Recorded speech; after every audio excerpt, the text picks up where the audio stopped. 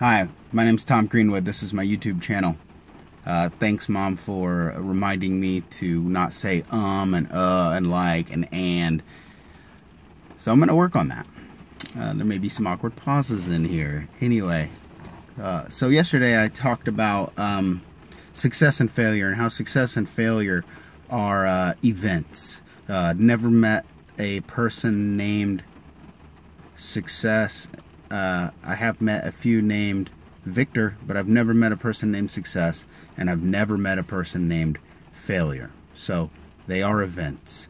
About success and failure, two people that I very much enjoy listening to what they talk about. They're brilliant, have brilliant insight into the minds of human beings, the behaviors of human beings. The two guys that I really like, one is named Jim Rohn. He's not alive anymore. And the other one is the master of personal coaching, Tony Robbins. So what Jim Rohn said was that that failure is subtle. Failure is a thing that happens and it's very subtle. We don't recognize failure very quickly because we don't fail right away.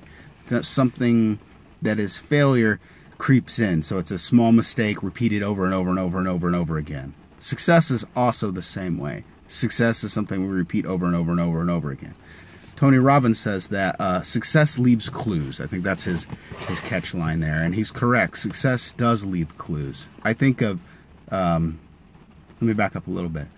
Of the two, you might get more from talking to failures, people who have failed, than you would get out of successes, because there's, a thing called survivorship bias that might taint it.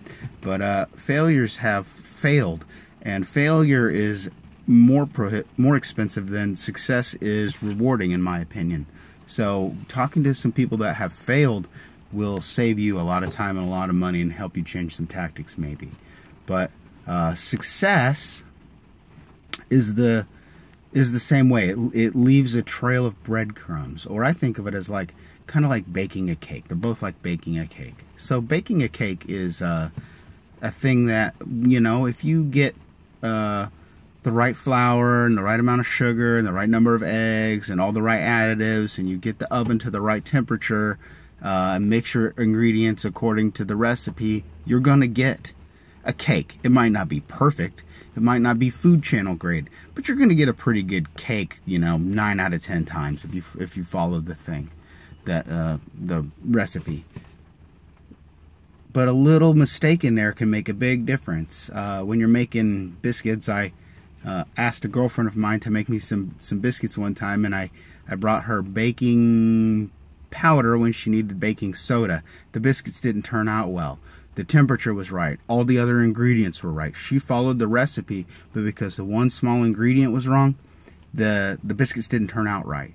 And success and failure can be like that. A very small ingredient, a very small change can change a huge percentage of success numerically. When we're talking about money, it can lead to failure in an event by a very small margin. But as some people I trained martial arts with, they said a miss is a miss, whether it's a quarter inch or a foot. If the bullet doesn't hit, it doesn't hit. So that's how I think about success and failure. Kind of is like success leaves a set of clues. If one person can do it, another person can do it, or as my brother-in-law says, smart monkey learns from other monkey. And that's how I think about it. Is they're successful people. They've done a series of things they've done. There I am with sorry. If I do those things, I can have a success similar to their success. I can learn from them and I can improve on what they've done, and maybe I can be more successful at whatever the endeavor is. And I don't strictly mean in the monetary sense. Success is a benchmark that you set for yourself. It's not a benchmark that other people set for you. So that's kind of my thinking on success and failure, and the subtle nature of failing, and the fact that success leaves clues that you can follow and replicate. Anyway, I try and keep these videos underneath 5 minutes. I hope I didn't say too much. If you like what I'm talking about, subscribe to my channel. More interesting things will come out. If you want to send me some love mail or some hate mail or some you got it wrong mail, hit me up. And if you want to get a cup of coffee, maybe we can make that happen sometime. Bye.